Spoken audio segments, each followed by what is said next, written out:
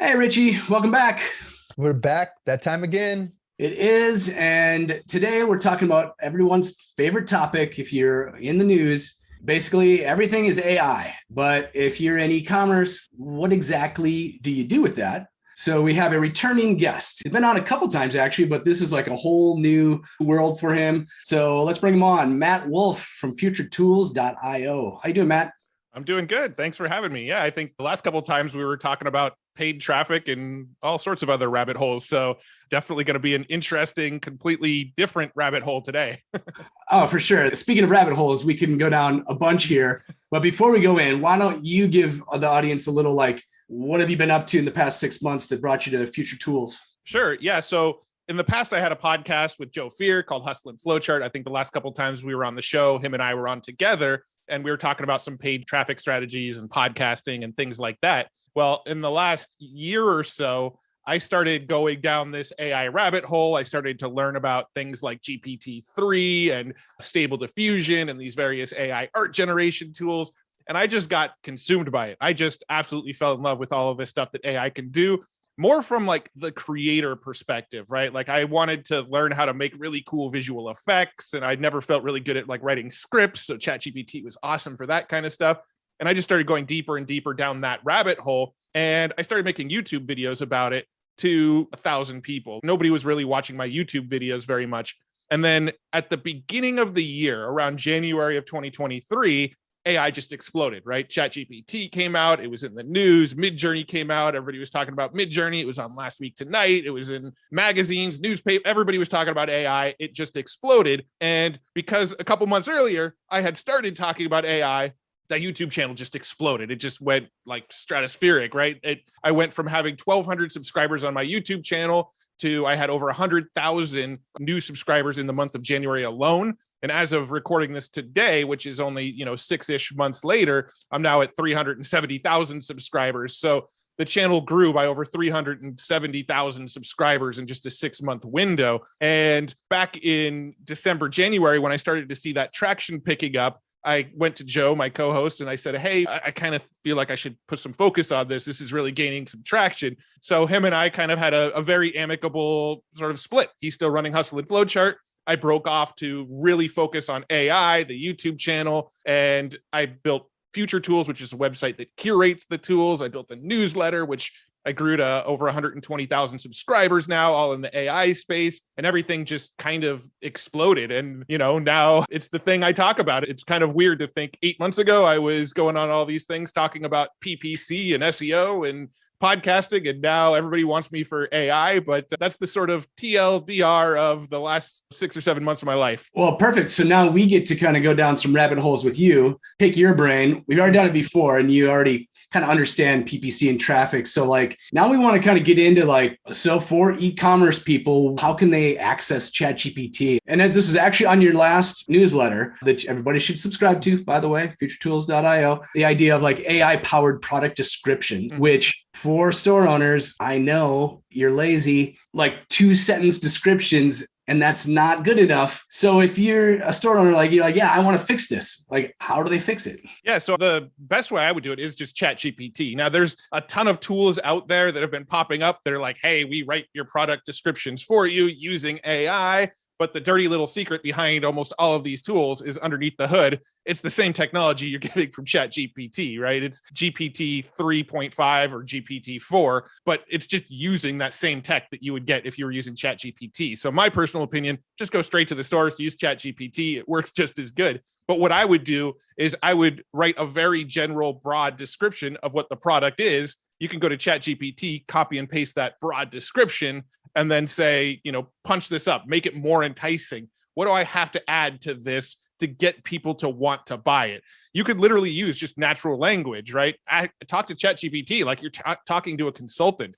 Let's say you're selling fishing rods or something, right? You go on there, you say, all right, I have a fishing rod. It's this length, it's this color. And it's just a very bare bones basic description. And then say, how do I make this more enticing? And just see what ChatGPT says. It will give you 5-10 different ways to punch it up and make it more enticing, and read them, use your own sort of intuition, and pick the one that works the best, It reminds me of any tool that the more you use the tool, the better you're going to get at the tool. And in this particular case, especially when you said use it as a consultant, the better questions you can ask it, the better answers you're going to get. I think you talked about this in the past.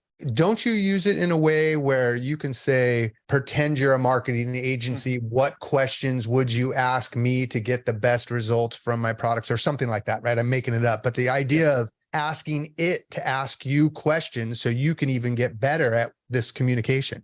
Yeah, I think when it comes to prompting specifically, I actually think a lot of people overthink it, if I'm being honest, right? You can talk to it in the same way we would be having this conversation now. Everybody tries to think of these like ultra creative prompts to get some crazy output, but it's trained to be conversational. It's not trained to be an engineer, right? The term prompt engineering that's gone around is sort of gets in people's heads because they think I need to be an engineer to use this stuff, but that's not what they want. They don't want you to have to be an engineer to use these tools. They want you to just use natural language. But going back to what you just said, like, absolutely, I use it for YouTube, and I will, what we call priming it, I will prime it with, you are a world-class YouTube consultant that knows exactly how to grow YouTube channels. I want you to answer my next few questions as if you are this world-class expert. And it will say, okay, I understand. What's your first question? And then you just start talking to it like you would talk to a YouTube consultant. Do the same thing with e-commerce. Do the same thing with your products. Do the same thing with, I need traffic. I have an e-commerce store that sells X. What are some outside the box ways to get traffic? I like adding outside the box ways sometimes because then it won't just give you the make sure you're sharing it on Twitter and Facebook and Instagram, you know, the sort of normal stuff you'd hear any sort of basic marketer tell you, right? It will start to give you, hey, have you ever thought of finding some local print newsletters that specifically talk to your niche? Maybe you can talk about your website in those local newsletters, and it will start to kind of think a little more creatively than the common wisdom, so to speak.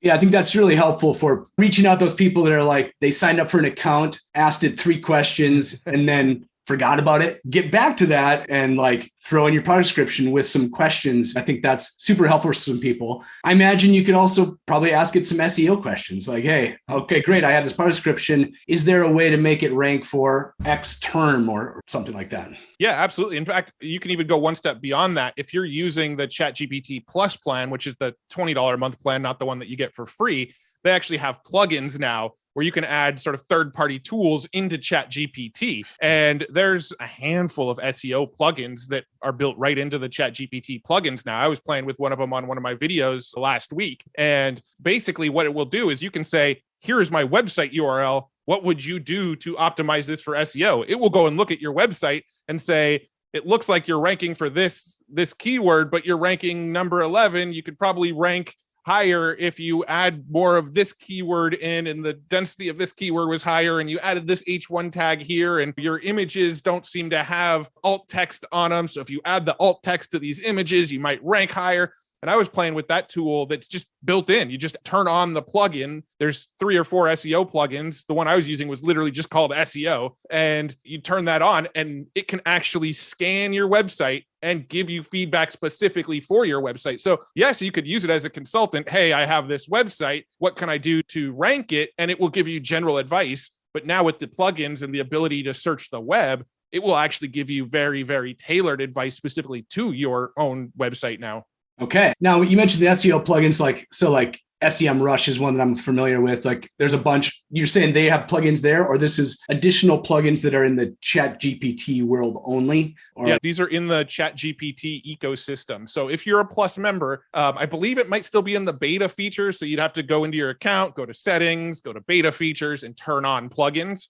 But if you turn on the plugins, it opens up this whole like plugin marketplace of specifically ChatGPT tools and ChatGPT add-ons that you can now use inside of ChatGPT. One of them being SEO plugins, another one being a browsing plugin, which will search the web for you. There's actually image generation plugins in there now where you can say, draw me an image of X, and it'll actually draw it straight within ChatGPT. You know, ChatGPT is almost trying to create this sort of like walled garden closed ecosystem where you can like live in ChatGPT if you want and get everything you need done. Okay. Looks like I need to find $20 to get into the plus and start playing with some apps. What do people need to be concerned with as far as, is there any kind of copyright stuff, or is it just so many people are using it right now? If you draw these things and they're royalty free, or do they have to worry about signing something that, or is it just so wide open that there's no chance of someone getting in trouble for that? I wouldn't say there's no chance. That's something that's sort of like an ongoing issue in the AI world right now. There's actually court cases happening right now that are trying to solve some of that kind of stuff. When it comes to AI generation, specifically tools like Midjourney and Stable Diffusion and some of the existing AI generation tools that exist right now, a lot of those tools are trained on just a massive database of images, where the creators of those images that it was trained on didn't necessarily opt in for that, right? Like these tools just sort of scraped the web, found as many images as they could, put them into their database. And now I can go and generate an image that looks like X artist, and it'll look just like that artist drew it, but that artist didn't draw it. Now, is that fair to that artist or not? That's sort of the legal, ethical gray area that is being debated a lot in that space right now. Because, I mean, when you think about it, right, almost all art is sort of standing on the shoulders of giants. All art is based on the creativity of the people that came before it. Any current artist has inspiration of artists that came before them. They probably modeled some of their work early on. And, now their work has some similarities to that work. There's that. Right. But that also took like a lot of human effort to sort of recreate that style. Now, anybody can recreate somebody's style. And so like all this to say, like, I don't have the answer. Like, I do feel like this is a sort of ethical gray area, and there's a lot of debate about it. One of the things that when I make YouTube videos or tweet about generative art, there's always both positive and negative comments, right? I get a lot of negative comments about why are you pushing art that's stole from other artists? And what we're actually starting to see happen now is a lot of the newer models that people are using to generate AI from, like Adobe has a model called Firefly. Stable Diffusion is working on Stable Diffusion 3.0, which is the sort of next generation model. Well, these models are all starting to be like opt-in models. So the art that it's all trained on has all been art that has only been opted in by artists who said, I am okay with you training this on your models, right? So the newer sort of iterations of these platforms are starting to be more permission-based. And they're also trying to figure out some sort of royalty structure where if new art is created based on the influence of existing artists, then those artists will somehow get some sort of sliver of royalty. How the freaking techno wizards are going to figure that out, I have no clue. But that's where they're trying to get to with it. They are trying to clean that up a little bit. Now, that's on the art side specifically. On the writing side, I think there's a little bit less to be concerned about, because if you're using a tool like ChatGPT or Bing's new AI chat or something like that, and you tell it to write me an article on X, well, if it's going to go and search the web for that content and then come back and give you something similar, it always cites its sources now. It will tell you, all right, we wrote this article and here's where we found the information that the article was written on. So it is sort of citing its sources. So just like any good nonfiction book or any good article that's research-based is going to cite its sources, well, the AI is also citing its sources. So if you take content from that, make a big old blog post about it, and don't sort of cite the same sources, that's kind of on you, not on the AI, So I should have started the question by phrasing, we are not your attorneys or legal counsel. So what I'm hearing you say, correct me if I'm wrong, is never know. Someone could say something, but the odds are probably slim. And if they did, it'd probably be some form of cease and desist. So play at will for now. And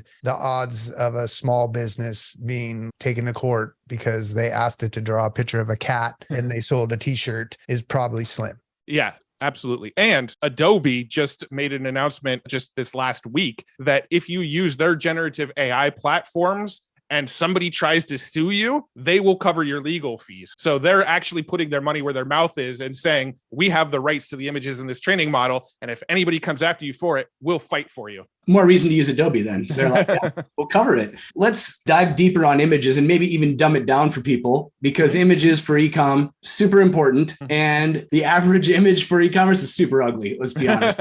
There's some bad images out there. If you guys are listening, you probably have bad images. Like, what can people do? I even had an issue just this past week where the image I had was a little bit too small for what Facebook wanted. Like I needed 256 pixels or something, and mine was too small. It cost me like an hour of headaches, right? Did I waste an hour when I could have just said, hey, ChatGPT, make this image bigger? Or like, what is, yes, I would say you did. No.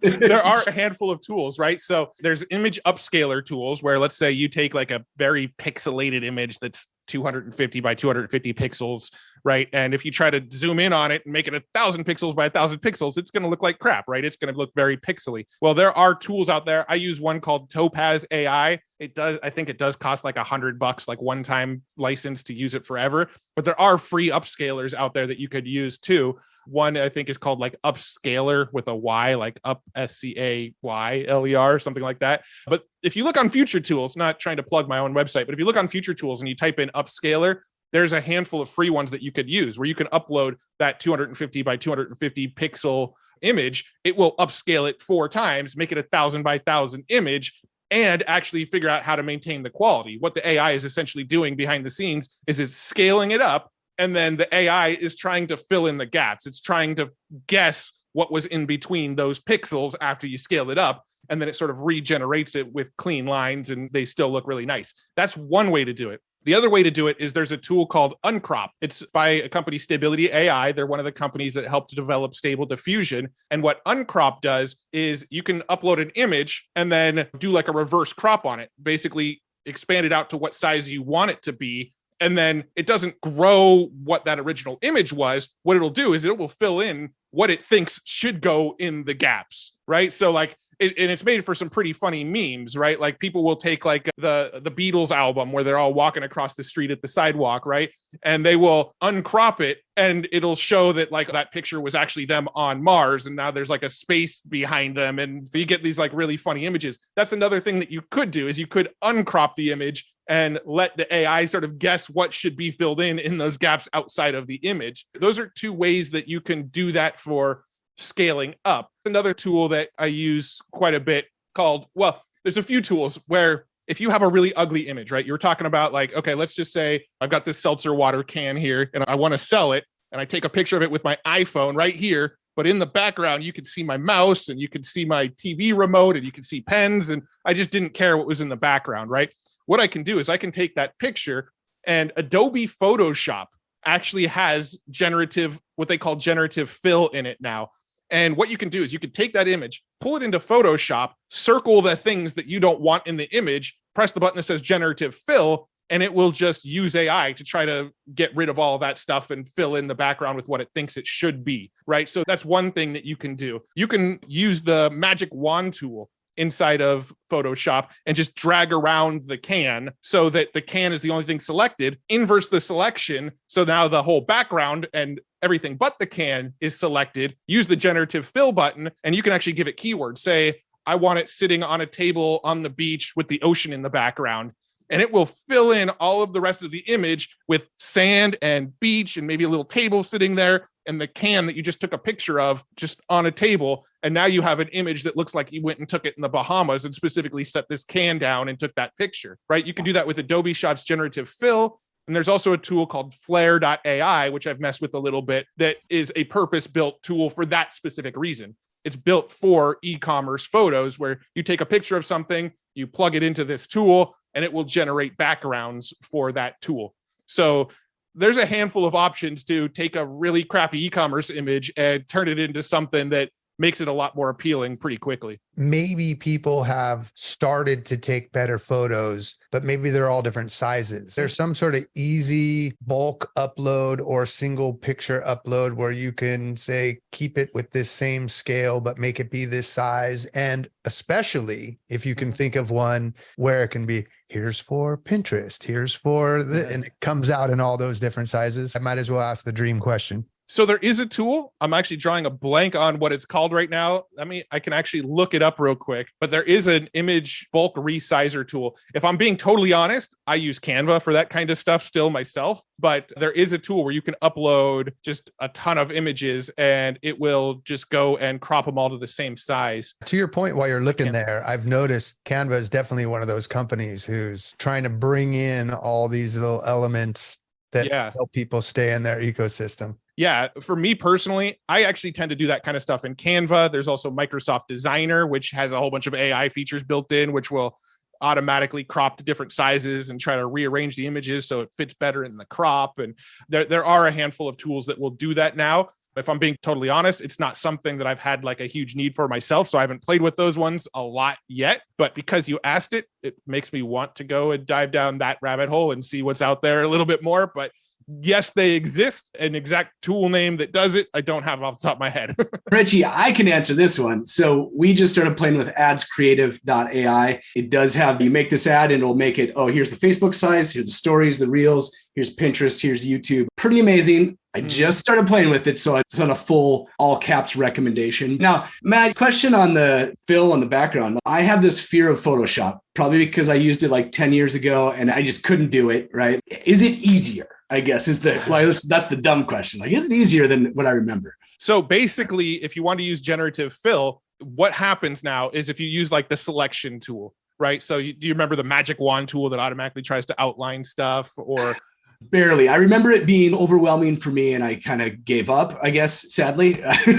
So basically all you need to do is create a selection, right? So you probably remember being able to just draw like a square selection and it's kind of got like a dotted line around the selection that you created. If you select anything in Photoshop, whether it be a square selection, a circle selection, or one where you personally try to outline the selection, whenever you select anything inside of Photoshop now, it brings up a button that says generative fill. It's just when the selection is highlighted, a generative fill button pops up and is available for you. And when that generative button pops up, you can press it. It'll give you a little box for a prompt so you can tell it whatever you want it to generate. Or what I actually do more often is just leave the prompt blank. And if you leave the prompt blank and just click generate, it just looks at the rest of the image for context and tries to figure out what should go in that blank. Okay, pretty amazing. I'm less scared of Photoshop right now. I know Canva kind of has some stuff there too, and that might be, for a design idiot, might be good for me too, but okay. Yeah. Canva doesn't have the generative fill kind of stuff yet. It's not going to try to guess what to put in the background, but it does have some cool like background removing features. You can upload an image and sort of, let's say inside of the image, there's like somebody in the background that you don't want in the image. You can sort of circle that person and it will try to magically crop that person out.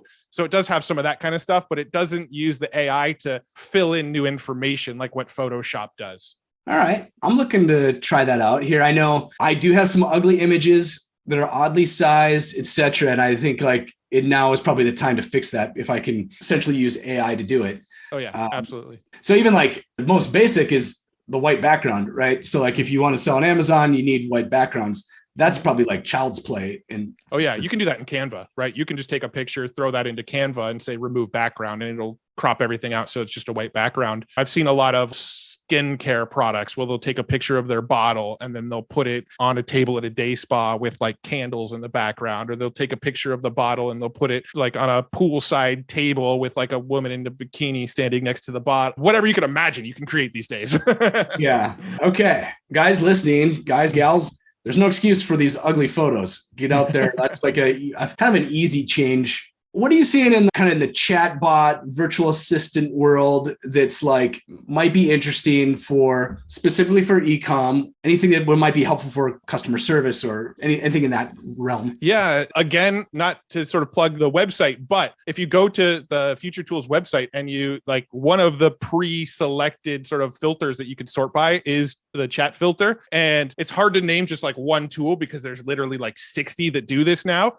But you can actually create a version of ChatGPT that is trained on all of your data in your website. So it'll use the sort of GPT 3.5 or GPT 4 technology that you get behind the scenes at something like ChatGPT, but you can also have it scrape your entire website, look at all of your product descriptions, know everything about your customer service, FAQs, all of that kind of stuff. It has all of that information in there. And then you can have it pop up a little chat box, like an OLARC style or intercom style chat box on your website. And people can ask it questions and it will actually talk like ChatGPT talks to you, but with the informational context of your website and your docs and your FAQs and all that kind of stuff, right? There's even newer ones coming out now that learn. So essentially what can happen is it will try to use the AI to chat. But let's say you're sitting at your computer and you can handle it because you're sitting at your computer. You jump on and you respond to the questions in real time at your computer. The AI sees how you respond and over time starts to learn the responses that you give and then gets better and better at responding like you. So you sit there and respond manually for a month. After a month, it's perfectly trained on 90% of the questions that are probably going to pop up and how you would respond to those questions. That's pretty awesome. And for people that haven't had chat in the past on an e-commerce site, most of the questions are pretty dumb. Like, hey, how much is this? And you're like, well, it's right there on the product page. Or what's the shipping policy? And you're like, well, there's a page labeled shipping, so Yeah. I can see how that would be very easy for a AI to learn this basic stuff or even just answer basic stuff. So. Yeah, and it probably won't respond passive aggressively, which is how your instinct is probably how you want to respond. Like, hey, it's right there. Look up. Yeah. Yeah. What do you think about making it be known that it's an AI bot? So just in case it says something, hey, welcome to Billy Bot. I'll help you today. You know what I mean? Yeah, I would probably recommend being transparent with that. A lot of people probably aren't going to be transparent about it. We can shout it from the rooftops that transparency is probably going to win you a lot more respect from your customers over time than automating stuff and making people think it's real. But if it was me, I would be in there saying, hey, my name is, EcomBot 5000 and I'm here to answer your questions. And if I can't answer them, then I'll send them to my human to follow up with you, right? Like I would probably put something like that in the messaging just to make it sort of a fun tone, but also let them know this is a chat bot. And if I can't get you to the answer, then we will pass this along to a real customer support person.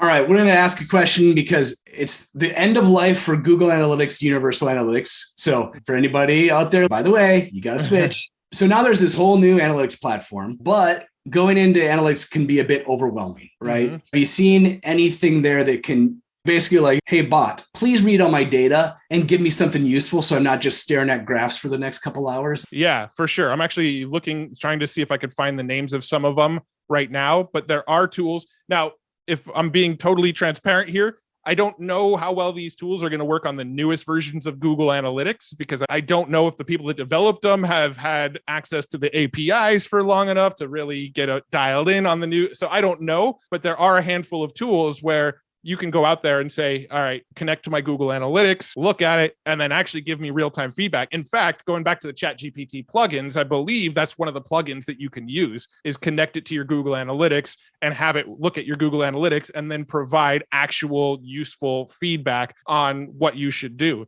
Personally, with my YouTube channel, I use a tool called TubeBuddy, which actually has, vidIQ. I use both of them, but vidIQ actually has a built-in chatbot now that connects straight to your YouTube channel, looks at all of your YouTube videos, looks at all of your titles, looks at all of your descriptions, and then you can ask it questions and it pulls in all of those details for contextual information on how to answer it. Well, there are tools out there like ChatGPT plugins that will do that same thing. They'll connect to your Google Analytics and give you that detail. Now, saying that, you could do it the manual way. You could go into ChatGPT, you can go into Google Analytics, you can go to, let's say, your traffic page, copy and paste all of it, paste it directly into Google Analytics and say, here's my traffic data from Google Analytics. What do you recommend I do next? Or what is this data telling me? Or what insights can I gain from this data?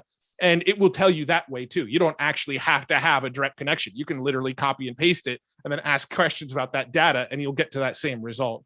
Okay. Wow. Yeah, I wasn't even really thinking of that. But that would be useful because it's kind of you look at Google Analytics, there's a lot of data, but you don't really know where to go. So yeah. They over time, they've just made it increasingly crappier, in my opinion. Yep. Google, if you're listening. Google Analytics was so much better 10 years ago than it is today. Yeah, it's really, really tough. But yeah, but you have to upgrade, everybody. Sorry. I'm dealing with it right now. That's my hot take. Sorry about that. Yeah. Sorry. I don't know if the GA developers are listening. We'll see. So what about predictive or moving forward?